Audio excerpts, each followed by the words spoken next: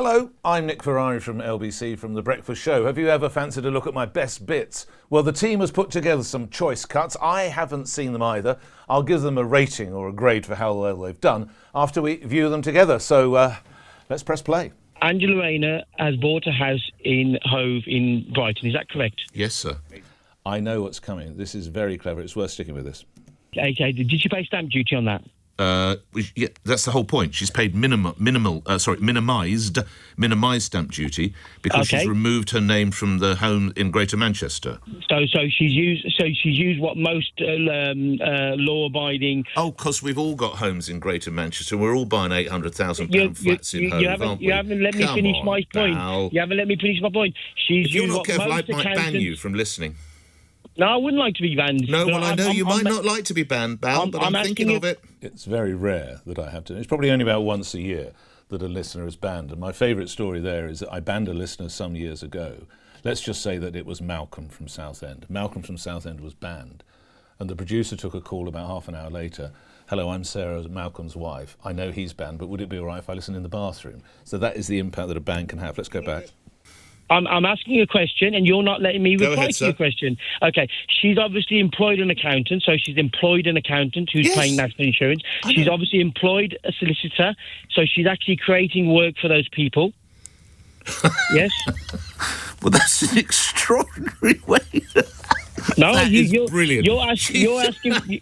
She's bought a property. So it's a make work project for the deputy. No, so what we need every government minister to go around buying as many houses as they can, dodging tax because it's making work. Well, congestion around the Dartmouth Tunnel is a real problem for getting lorries moving. Now this is an absolute belter, and they still talk about this in political circles. I'll give you the punchline at the end of the clip. Yeah, Dartford Tunnel, I think. Sorry, I meant Dartford. Excuse me, Dartford Tunnel. It's Dartmouth. That would be one hell of a crossing. That one. It's because I'm obsessed with that part of the world. I meant Dartford. Excuse me. I had a very early morning. I know the feeling. Dartford Tunnel. Yes, I'm sure you did too. Just remind listeners where the new crossing is, where it takes off and where it lands. It's. You'll forgive me. I can't recall the exact landing zones. So the crossing that you're talking about, you don't know where it is. Well, it's the Lower Thames crossing, which has been in planning for many, many years, and it is to enable... So now we're being told what a bridge does, OK? We're trying to find out where it is, but we're told him what a bridge is actually functioning for. To enable, essentially, people to not have to take the Dartford Tunnel, which is a huge problem. It's almost as if you were reading from a piece of paper there, isn't it? you don't actually know where it takes off from or where it lands, do you? You'll forgive me, Nick, but this is part of a broader 10-year infrastructure strategy that we will be launching later this week. And it is vital that we ensure that we improve our infrastructure, which is absolutely central. Why don't you just say no? That would be so much quicker. How much is the crossing going to cost, Secretary? Well, overall, it's going to cost several £billion. How many? You don't know that either, do you, actually? Well, it has already cost quite a lot of money. I don't wish to be rude to you personally. Is there much point continuing this conversation? Because you don't know where a bridge starts, you don't know where it ends, and you don't know how much it costs. So is there any point continuing? As I said, the money that we are putting in is crucial to unlocking this project, which has been years in planning. Secretary, you don't know how much it is. Well, it's several billion, as I've said. It's 10 billion. To put you out of your misery. 10 billion. And the punchline there is, after that, she got promoted. I can't remember what she is. What is she now, Lucy? She's been in a new job. I can't remember what it is. I think that's right. So she got thank you, Lucy. She got a glittering promotion out of that. You'd have thought that they would have learnt it by now. And anyone who ever listens to the show, all you need to write any story in the world is who, what, where, when, why, how. Those 6 facts will cover anything. The death of a president, the death of a princess, a budget, whatever it might be. And we always joke about it with my team, Lucy and everyone else, that if you've got those 6 facts, it is quite incredible. Sometimes laziness, sometimes I think they're given the brief at the last minute, so it's 11 o'clock at night, their phone goes and sorry, you're on what's called the round, the media round. But again, there's no excuses. You get those 6 facts and you can answer any question you like. So just glaring incompetence, I put it down to. But I think we're off to the States now.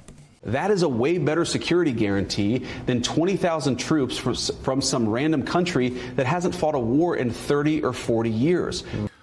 Wow. A vice president who is as dumb as he's aggressive. That takes some doing because, Mr. Vice President, that's some random country that's not fought a war.